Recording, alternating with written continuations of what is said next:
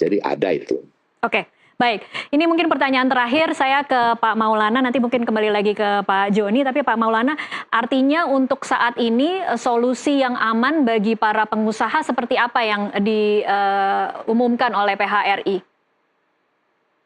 Saat ini kan memang di kami Mbak, yaitu setiap hari, tapi setelah migacuan ini mungkin saya ngitungnya seminggu itu mungkin ada 3-4 hari itu pasti ada juga muncul persepsi baru gitu. Iya.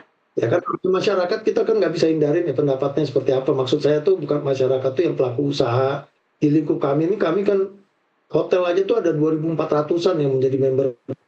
Anggota itu bisa 3.200-an yang menjadi anggota kami saat ini. Dan itu beragam pertanyaannya. Iya. Nah, saat beragam itu ya kami jelaskannya sesimpel dulu gitu. Bahwa kalian muter lagu harus bayar royalti. Kalau nggak mau bayar, jangan pasang gitu. Itu dulu. Nah, saya pahamin tadi Pak Joni juga sampaikan, kayak di Bali kan ada MOU Pak, antara LMKN dengan PHRI kalau nggak salah di situ. Jadi masing-masing wilayah itu akan seperti itu. Itu pun yang terjadi di Bali, masih ada juga yang telepon saya langsung, dia bilang, masih bertanya masalah tidak puas dan dengan penetapan dan seterusnya. Tapi kembali lagi, memang dalam mengimplementasikan satu undang-undang, masyarakat yang begitu beragam pendapatnya, itu butuh effort yang cukup panjang. Saya melihatnya Pak Joni, mohon izin saya kasih masukan Pak. Pemerintah di daerah pun tidak ada yang mensosialisasikan masalah ini. Karena skup kalau LMKN bicara sendiri dengan LMK-nya, kadang-kadang perspektifnya itu juga berbeda Pak. Ya kan ini juga harus dipahamin sebagai masukan. Jadi perlu ada keterlibatan Kementerian Kumham juga di setiap daerah dan LMKN di setiap daerah untuk sama-sama mensosialisasikan ini sehingga publik itu tahu. Kami pernah berkasus dulu masalah siar bola, Pak. Itu dinamikanya sampai ke ranah hukum juga. Yang akhirnya kami sampaikan bahwa jika kalian memang ingin menyiarkan bola, ya kalian langsung berhubungan dengan vendornya. Karena perdebatan itu tidak pernah ada selesainya. Begitu kami tanyakan ke Dirjen Hakimnya pada saat itu, ternyata hak siar bola ini belum didaftarkan juga. Sehingga perdebatannya, kasus hukumnya jadi bias gitu. Padahal kami sudah terima surat waktu itu dari Menkumham, tapi perdebatan di hukumnya tetap tidak berlaku tuh surat lagi. Jadi sebenarnya sekali lagi Mbak, sosialisasi itu menjadi kunci utama dalam menerapkan undang-undang ini. Dan saya rasa pemerintah tidak bisa hanya berjalan pemerintah pusat saja, tapi kita punya 500 kabupaten kota, banyak level usaha di sana. Ya mereka harus diinformasikan. Satu itu. Kemudian yang kedua, juga perlu ada pemahaman, tadi kan ada kategori mikro kecil atau menengah dan seterusnya.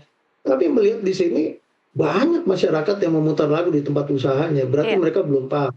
Saya datang ke salah satu barbershop aja mereka putar lagu, mereka saya tanya udah bayar belum?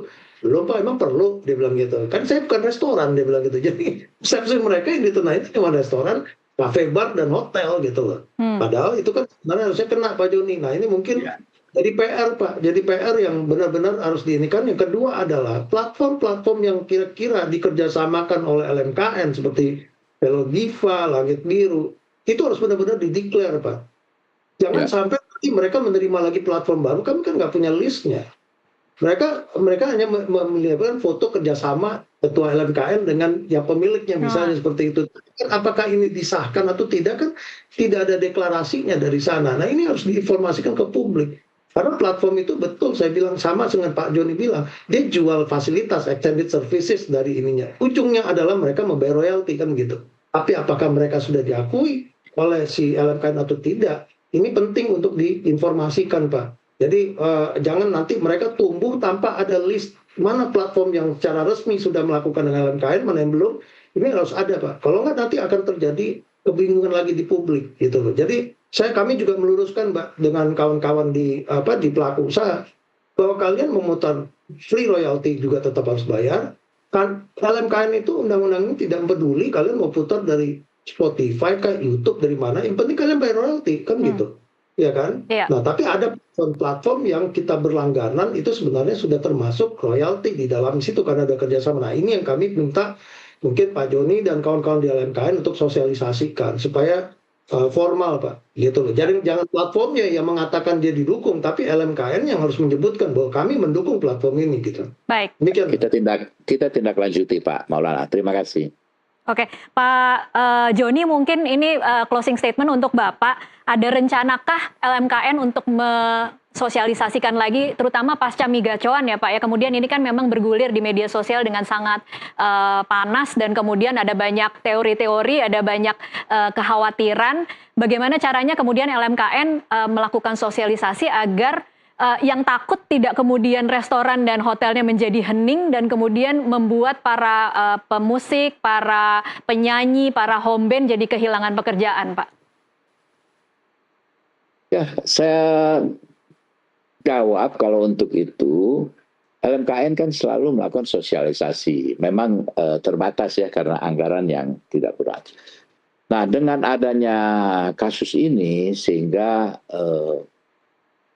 LMKN sekarang ini misalnya diundang, saya ini mewakili LMKN diundang oleh Nusantara TV. Tadi ketua, oleh Metro, oleh ini.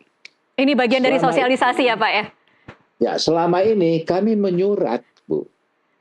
Kami menyurat ke televisi, ya, pemimpin redaksi, dan tolong kami juga disertakan di dalam wawancara-wawancara yang terkait dengan royalti.